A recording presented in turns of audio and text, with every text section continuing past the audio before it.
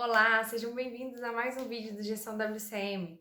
Bom, hoje eu vim dar uma aula para vocês com os 10 passos para você construir um plano de manutenção preventiva.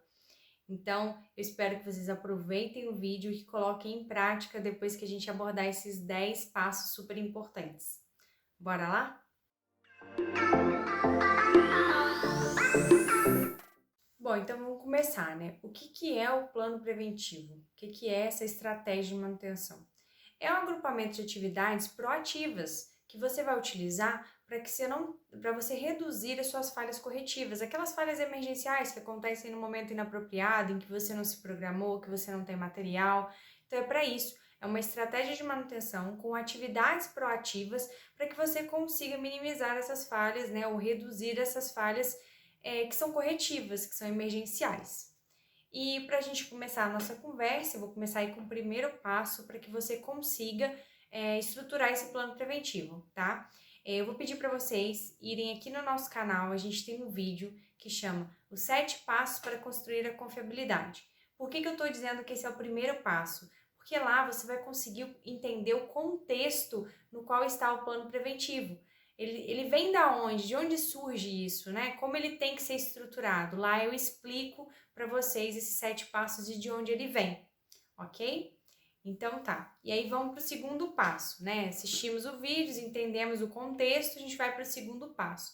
O segundo passo é você conseguir as informações mínimas necessárias para o seu ativo, né? Quais são as atividades mínimas que eu preciso ter no meu equipamento para que ele tenha realmente uma estratégia proativa eficiente?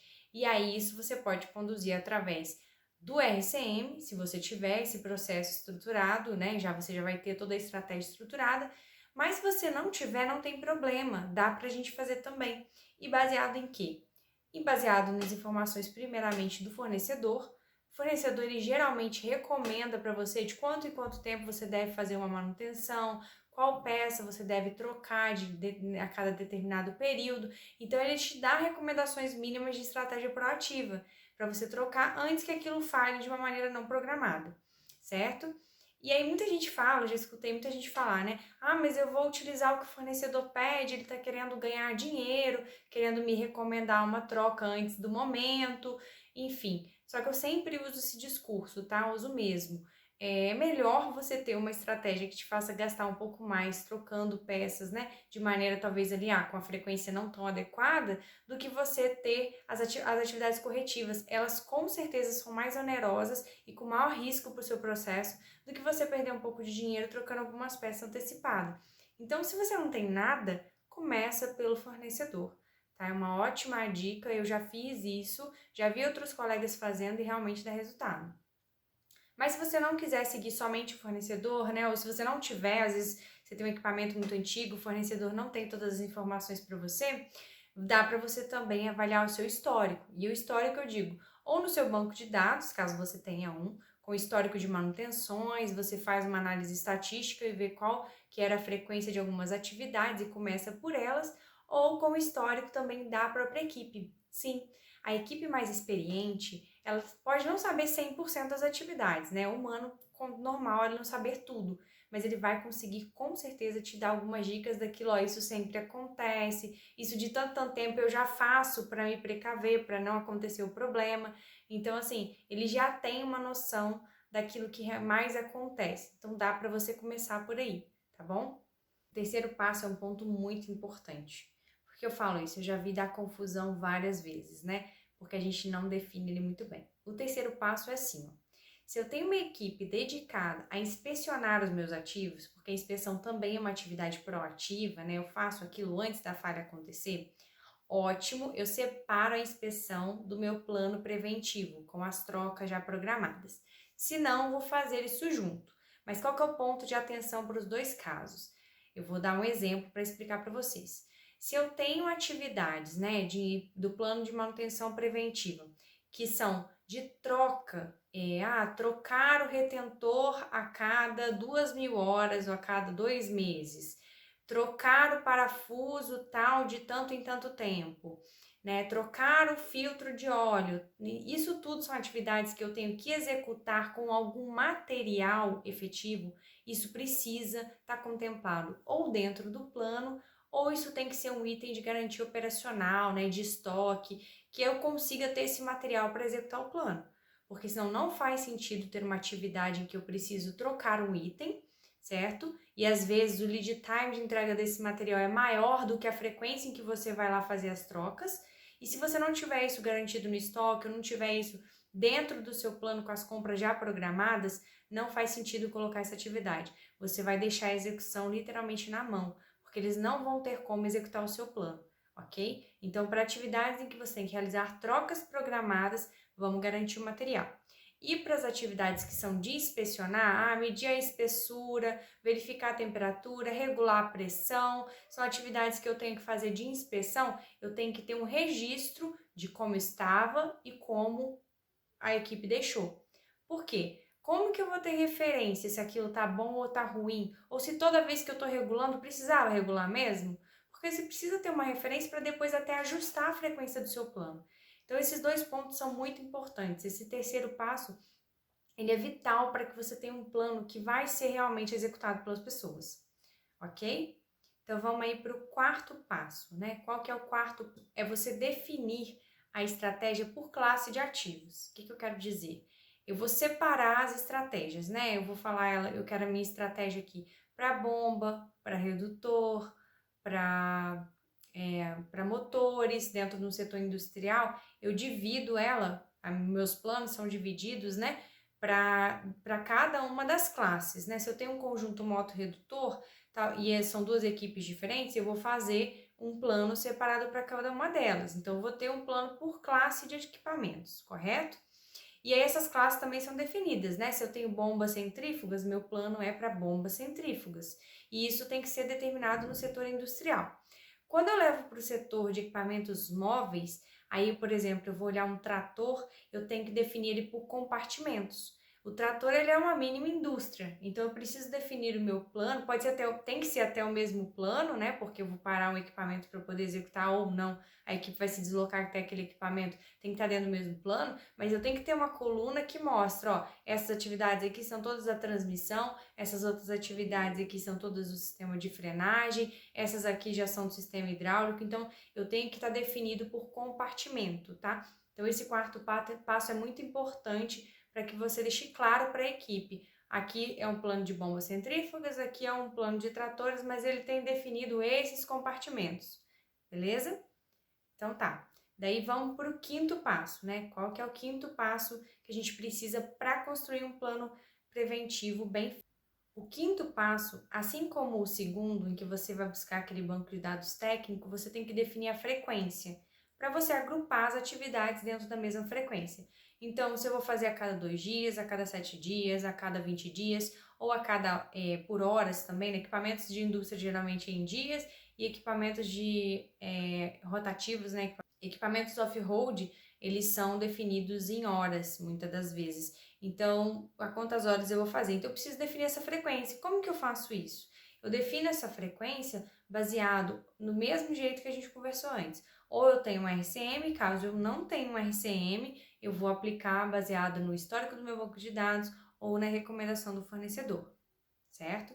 Esse aí foi o nosso quinto passo. O sexto passo, né? Sexto passo, não menos importante. Se você chegou até aqui, você está gostando do conteúdo, você gosta do nosso canal tem crescido bastante, então se inscreve, né? Se inscreve, ativa o sininho para que você acompanhe os próximos vídeos, deixa aqui um comentário no final, depois quando você terminar de ver o conteúdo inteiro, para a gente poder conversar um pouco, trocar uma ideia, caso vocês tenham alguma sugestão de melhoria, ou vocês tenham alguma dúvida específica que não conseguiu sanar aqui durante a minha abordagem, tá bom? Então vamos lá, se inscreve no canal, porque isso ajuda a gente a atingir mais pessoas, certo? Sétimo passo, né? Qual que é o sétimo passo para nós? Vamos definir quem vai fazer, né? Eu já defini as atividades, já defini qual é a frequência, eu tenho que definir qual equipe vai executar aquela atividade.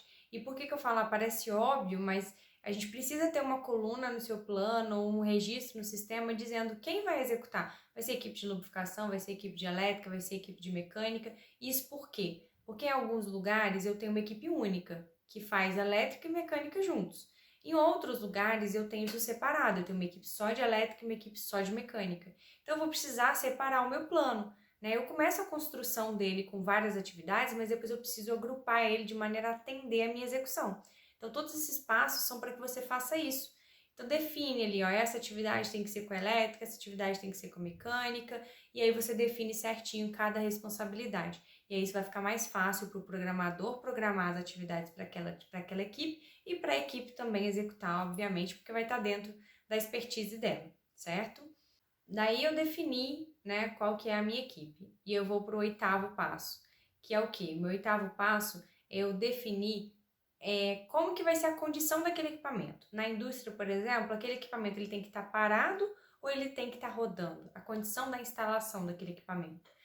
Então, eu vou definir isso para quê? Porque se eu precisar do equipamento parado, ele precisa coincidir com o meu mapa de paradas. Eu não posso pedir a condição de um equipamento parado e programar ele para poder iniciar junto com a data que não está programada a minha parada. Isso causa um transtorno muito grande. Então, a condição de instalação tem que estar bem definida ali para que a programação depois consiga alinhar esse ponto.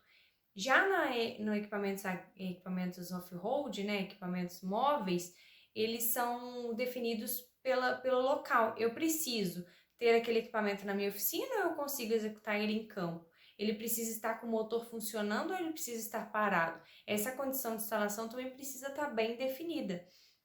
Para justamente o mesmo caso, né? Para que minha equipe de programação consiga ver, olha, eu preciso deslocar esse equipamento até a nossa oficina, eu posso deslocar a minha equipe até lá para poder executar, porque tudo isso, se não estiver bem definido, você não garante uma boa execução do seu plano. E para quem está elaborando o plano, em geral, engenheiro de confiabilidade, se você tem isso na sua indústria, essa é uma responsabilidade da engenharia de confiabilidade, você precisa dar todas as ferramentas para que o plano seja bem executado. E o 9º passo, né? Depois disso tudo que a gente conversou, o 9º passo é você definir uma rota. E o que é isso, definir uma rota? Por exemplo, eu vou definir um plano, né? Eu consigo agrupar esse plano, o plano de vários equipamentos numa rota única? Porque se eu conseguir fazer isso, para lubrificação é um excelente caso, tá? Eu consigo agrupar 3, 4 equipamentos numa mesma rota, dizer, ó, passa por esse, depois passa por esse, depois passa por esse, porque eles têm a mesma frequência, a mesma equipe que vai executar, e eu consigo criar uma linha lógica que ajuda a equipe de execução, que vai ali fazer aquela atividade, ou de inspeção, né? Que eles sigam uma linha lógica e que eles não desprendam mais energia do que já se desprende naturalmente em deslocamento. Então, eu preciso, se eu tenho condições de passar para eles uma rota, né? Se eu consigo fazer isso com meus ativos, então eu preciso agrupar e sugerir, falar, ó, eu sugiro que vocês agrupem os planos, essas que são as estratégias, com a definição, com a condição de instalação, tudo bem certinho, mas eu sugiro que vocês sigam essa rota para otimização de tempo, para justamente também contribuir para que eles consigam executar a atividade.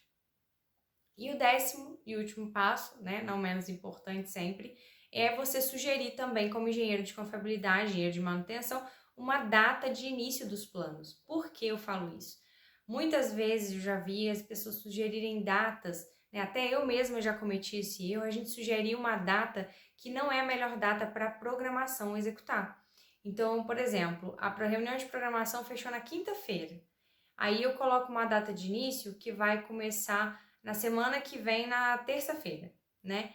Então, a ordem de manutenção ela vai nascer um pouco antes, por conta da minha tolerância do plano. Aí ela nasce na sexta-feira, por exemplo. Poxa, já nasceu depois da minha reunião de programação. O que eu vou fazer? Eu estou dizendo, não executem, porque eu não dei a chance da programação se organizar e programar.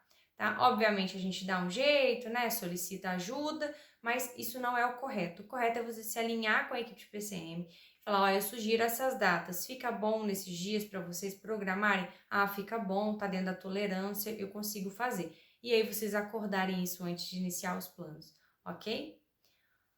Bom, pessoal, isso é que eu queria passar para vocês, são os 10 passos para a gente construir um bom plano de manutenção preventiva. Eu espero que tenha ajudado a todos, né? Como eu já disse aqui no canal, deixa seu comentário, né? Ajuda a gente a divulgar o nosso conteúdo para mais pessoas, se vocês consideram o conteúdo interessante, ok? Muito obrigada e até o próximo vídeo.